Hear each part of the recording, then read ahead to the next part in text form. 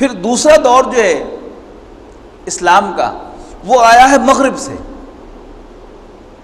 یعنی افغانستان سے کی طرف سے جو حملہ آور آئے ہیں، انہیں بڑے بڑے نام ہیں، محمود غزنوی ہیں اور بہت سے سلاطین ہیں جو ادھر سے آئے ہیں، اور انہوں نے اکثر و بیشتر ان کا معاملہ یہ تھا کہ حملہ کیا اور اس کے بعد واپس چلے گئے،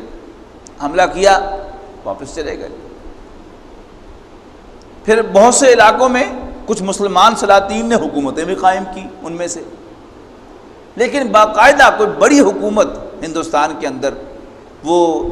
ظہیر الدین بابر کے ذریعے سے قائم ہوئی، ایک تیموری وہ آیا اور اس نے یہاں پر ایک بہت بڑی حکومت قائم کی۔ پھر بابر کے بعد بابر کا بیٹا ہمایوں آیا، ہمایوں کے بعد اکبر آیا، جلال الدین محمد اکبر۔ اس وقت ہندوستان، پورے ہندوستان پر گویا مغلوں کی حکومت پورے طور پر اسٹیبلش ہو گئی۔ اب پھر وہی مسئلہ تھا کہ بادشاہ جو ہے وہ مسلمان ہے اور باہر سے آیا ہوا ہے، اور یہاں پر رہنے والوں کی اکثریت ہندو ہے،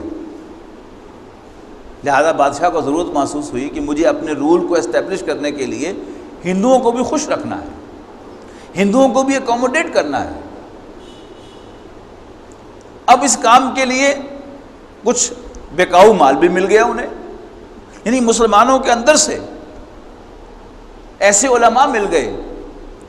کہ جنہوں نے اسلام کا ایک ایسا ورژن انہوں نے نکال کے دکھایا کہ ہاں اسلام تو رواداری کا مذہب ہے، اس میں تو غیر مسلموں کے لیے بڑی اکوموڈیشن ہے، اس میں تو غیر مسلموں کا یوں احترام ہے، اور پھر اصل میں تو اسلام جو ہے وہ اللہ کا دین ہے، اللہ ایک ہے، اصل تو یہ ہے، باقی رسول تو آتے جاتے رہے ہیں۔ ایک دور حضرت موسیٰ علیہ السلام کا دور تھا، ایک حضرت ابراہیم علیہ السلام کا دور تھا، ایک حضرت نوح سے پہلے بھی حضرت نوح علیہ السلام کا دور تھا۔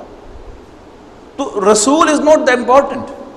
اصل جو امپورٹنٹ شے ہے وہ اللہ کی ذات ہے، اور اللہ کو کسی نہ کسی نام سے ہندو بھی مانتا ہے، وہ بھگوان کہہ لیتا ہے، میں سے کوئی رام کہہ لیتا ہے، لیکن سب اللہ کو مانتے ہیں۔ لہذا اب دین الہی کے نام سے ایک نیا دین رائج کیا گیا، یعنی اسلام ہی کے اندر سے، اسلامی تعلیمات ہی کے اندر سے، یعنی شارٹ آف رسول صلی اللہ علیہ وسلم، جو اسلام کے اندر اچھی باتیں تھی، توحید ایک بہت بڑی بات تھی، اللہ تعالیٰ کا وجود، اللہ تعالیٰ کی صفات، اور اس کے ساتھ ساتھ اسلام کی جو ویلیوز ہیں، سچائی، دیانتداری، حسن اخلاق، اب ان سب چیزوں کو پروموٹ کیا جانے لگا۔ اب چونکہ وہ چیز جو کھٹکتی ہے ہر غیر مسلم کو، وہ کیا چیز ہے؟ وہ تو ہے رسول اللہ صلی اللہ علیہ وسلم کی ذات۔ دیکھیے عیسائی اللہ کو مانتا ہے، فرشتوں کو مانتا ہے، کتابوں کو مانتا ہے، آخرت کو مانتا ہے، جنت کو مانتا ہے، جہنم کو مانتا ہے، تقدیر کو مانتا ہے، حضرت عیسیٰ علیہ السلام تک تمام رسولوں کو بھی مانتا ہے، صرف رسول اللہ صلی اللہ علیہ وسلم کا منکر ہے۔ یہودی صرف حضرت یحییٰ اور حضرت عیسیٰ کو نکال دیجئے، اس سے پہلے جتنے بھی رسول آئے ہیں ان سب کا اقرار کرتا ہے۔ لیکن سوال یہ ہے اسلام کیا چیز ہے؟ اسلام نبی اکرم صلی اللہ علیہ وسلم کے لائے ہوئے اسلام کے ورژن کا نام ہے، ان پر بیس کرتا ہے، یعنی اسلام کی جو تعلیمات وہ لے کر آئے، اسلام کے جو احکام وہ لے کر آئے، جو عقائد وہ لے کر آئے، انہیں ماننے کا نام اسلام ہے۔ تو حضرت شیخ احمد سرہندی رحمۃ اللہ علیہ، اور پھر ایک نیا شوشہ جو ہے وہ گھڑا گیا کہ چونکہ 1000 سال ہو گئے ہیں رسول اللہ صلی اللہ علیہ وسلم کی تشریف آوری کو، تو آپ کا لایا ہوا جو دین تھا، یعنی جیسے میں نے مثال دی نا کہ ایک دور حضرت نوح کا تھا، پھر اس کے بعد حضرت موسیٰ کا دور ہے، پھر حضرت عیسیٰ کا دور ہے، پھر حضور صلی اللہ علیہ وسلم کا دور آ گیا، اب اس کو بھی 1000 سال پورے ہو گئے ہیں، تو اب ان کا دور بھی ختم ہو گیا ہے۔ لہذا اب اسلام کا ایک کھلا ایڈیشن کہ جو تمام دنیا کے مذاہب کو اپنے اندر جو ہے وہ جذب کر سکے، وہ پیش کیا گیا دین الہی کے نام سے۔ دین اکبری بھی کیا بعض لوگوں نے کہ اس کو نام دیا گیا دین الہ، میرے الہ کا، میرے اللہ کا دین۔ اسی کے سارے جو ہیں ورشن مختلف آپ کو نظر آتے ہیں آج بھی، نہ میرا خدا کوئی اور ہے، نہ تیرا خدا کوئی اور ہے، یہ جدا جدا جو ہے راستے، یہ معاملہ کوئی اور ہے۔ یعنی وہ اصل میں وہ بیچ کا معاملہ کون ہے؟ وہ تو ایمان بالرسالت ہے۔ اگر آپ رسول کا تذکرہ چھوڑ دیں صلی اللہ علیہ وسلم، اگر آپ ایمان بالرسالت کی امپورٹنس کو ڈینائی کر دیں، تو پھر اوپر کی سطح پر، توحید کی سطح پر تمام مذاہب ایک جیسے ہو جاتے ہیں، اس لیے کہ ہر مذاہب حسن اخلاق کی بھی تعلیم دیتا ہے، سچائی اور دیانتداری کی بھی تعلیم دیتا ہے، والدین کے ساتھ حسن سلوک کی بھی ترغیب دلاتا ہے، اور وہ جو جتنے بھی اچھے اچھے کام ہوتے ہیں بے حیائی سے بھی روکتا ہے۔ یعنی وہ تمام مذاہب کے اندر مشترک ہوتی ہیں باتیں، لیکن ایمان بالرسالت ایک چیز ہے کہ جو ہوتا ہے۔ تو شیخ احمد فرنزی رحمۃ اللہ علیہ نے اس کے خلاف آواز اٹھائی، ان کے سارے مکتوبات، انہوں نے کام یہ کیا کہ انہوں نے اکبر مر گیا، بلکہ اس سے بھی پہلے ہمایوں کے دور سے یہ سلسلہ شروع ہوا تھا، تو انہوں نے جتنے بھی بڑے بڑے منصب دار تھے، وزراء تھے، یا مختلف علاقوں کے جو بھی ذمہ دار تھے، ان کو خطوط لکھنے شروع کیے، اور انہیں حضور صلی اللہ علیہ وسلم کی جو اصل حیثیت ہے دین کے اندر وہ ان کو واضح کی،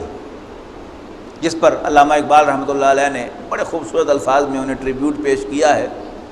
حاضر ہوا میں شیخ مجدد کے لحد پر، وہ خاک کے ہے زیر فلک مطلع انوار،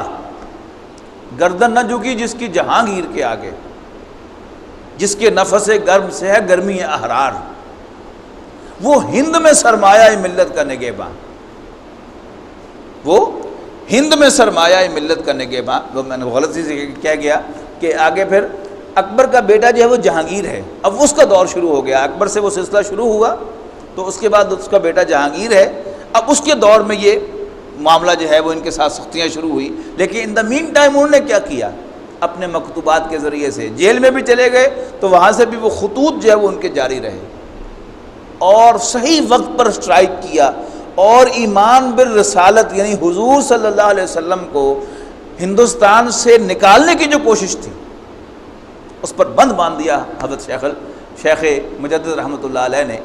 اس لیے انہیں حضرت مجدد الف ثانی کہا جاتا ہے، الف کے معنی ہزار عربی زبان میں، اور ثانی کے معنی دوسرا،